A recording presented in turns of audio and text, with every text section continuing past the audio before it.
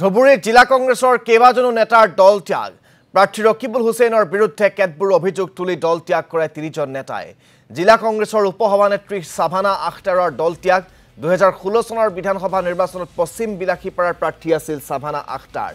তেওঁৰ লগতে কংগ্ৰেছ ত্যাগ কৰিলে জিলা উপসভাপতি আব্দুল মিয়াই আনহাতে কংগ্ৰেছ সেৱা দলৰ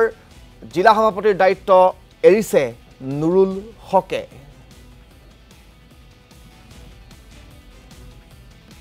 মই ধুবুৰী জিলা কংগ্ৰেছৰ উপসভানেত্ৰী আছিলো আজি মই ৰেজিগনেশ্যন কৰিছো হেতু পদৰ পৰা মই ২০১৬ চনৰ বিলাসীপাৰা পশ্চিম সমষ্টিৰ পৰা মই এমএলএ কন্টেষ্ট কৰিছিলো কংগ্ৰেছ দলৰ প্ৰাৰ্থী হৈ দলৰ পৰা মই আজি ৰিজাইন কৰিছো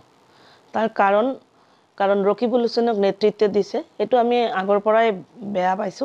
কাৰণ তেওঁক নেতৃত্ব দেৱাটো আমি বিচৰা নাছিলো তাৰ পিছতো ভাবিছিলো যে তেওঁ হয়তোবা আমাক মাতিবল কৰি আমাক লৈ এটা নিৰ্বাচন কৰিব কিন্তু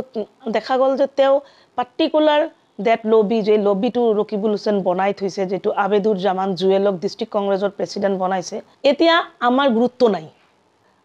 গুৰুত্ব নাই আৰু ৰকিবুল হুছেইন আপোনালোকে জানে তেওঁ ইনচাৰ্জ মন্ত্ৰী আছিল তেওঁ মাইনৰিটিৰ হকে কি কাম কৰিছে এটা নিদৰ্শন আমাক দেখুৱাকচোন কিন্তু আমি দলত আছিলো আমি এই কথাবিলাক ক'ব পাৰা নাই